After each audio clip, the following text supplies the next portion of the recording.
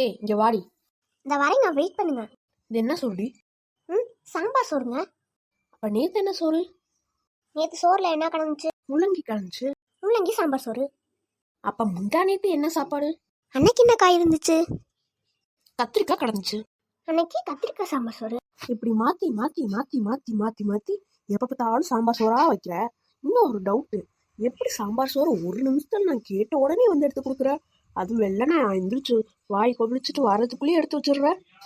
அதுவும் இல்லாம டீ கேட்டா கூட எடுத்து ஒரு நிமிஷத்துல கொடுத்துடுற. அதுலயும் கொஞ்சம் தான். அது வந்துங்க, சொன்னா திட்டுவீங்களே. நீ சொல்லு, அப்புறம் திட்டுவோமா திட்ட வேணாமான்னு பாத்துக்குவோம். இப்படி சொல்றதுக்கு தான் நான் உங்ககிட்ட எதுவுமே சொல்ல மாட்டேன். சரி சொல்லு.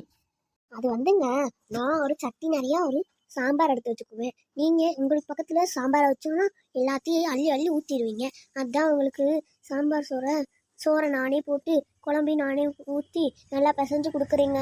இந்த சாம்பார் நிறைய வச்சுட்டு ஃப்ரிட்ஜுக்குள்ளே வச்சுருவீங்க. நீங்கள் கேட்கும் போது லைட்டாக சூடு பண்ணிட்டு வந்து கொடுத்துருவீங்க. சரி அப்புறம் டீக்கு பாலுங்க 300 லிட்டர் வாங்கிடுவீங்க. வாங்கிட்டு ஒரு வாரத்துக்கு வச்சு ஓட்டிடுவீங்க, கொஞ்சம் கொஞ்சமாக ஊற்றி. அதையும் ஃப்ரிட்ஜுக்குள்ளே தான் வைப்பீங்க.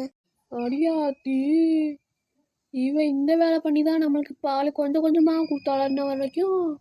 சரி, எப்படி ஒரு நாளைக்கும் நீ காய் வேற வேற போடுற, ஆனால் குழம்பு மட்டும் ஃப்ரிட்ஜுக்குள்ளே இருக்கிறது இருக்கு? எங்க சாம்பார் வைப்பில அப்பயே நான் காய்கறியெல்லாம் நறுக்கி இதுலையும் போட்டுருவேங்க நாளைக்கு. அதுக்கப்புறம் காய்கறி மிச்சம் இருக்கிறதெல்லாம் கட் பண்ணி வச்சுட்டு அப்படியே ஒரு டப்பாவில் போட்டு அடைச்சி அடுத்து ஃப்ரிட்ஜுக்குள்ளே வச்சுடுவீங்க. நீங்கள் கேட்கும் போதெல்லாம் காலையில் எழுந்திரிச்சு அடுத்து இந்த சாம்பாருக்குள்ளே அப்படியே வேக வச்சதை அப்படியே போட்டுருவீங்க. அதுதான் இவ்வளோ சீக்கிரமாக வருது. ஏய், என்ன காய்கறி போட்டாலும் சாம்பார் அந்த சாம்பார் தானடி. இப்போ ரஜினிகாந்தும் விஜய் அண்ணாவும் அண்ணன் தம்பினா நம்புவீங்களா நீங்க? அவங்க 2 பேரும் அண்ணன் தம்பின்றது எப்படி வரும்? அதுக்கும் இதுக்கும் என்னடியே சம்மந்தம்? பைத்தியம் மாதிரி பேசிட்டு இருக்க. அவங்க 2 பேரும் அண்ணன் தம்பி இல்லைல்ல, அதே மாதிரிதான் இந்த குழம்பு சோறும். என்னடி மண்டையை போட்டு கலப்பிட்டு இருக்க? இப்போ விஜய் அண்ணாவும் ரஜினி அண்ணாவும் ஒன்னா சேர்ந்து தம்பின்னு சொன்னா நீங்க நம்பலையில, அதே மாதிரிதான் இந்த காய் போட்டா இது வேற குழம்புன்னு நீங்க வச்சுக்கோங்க.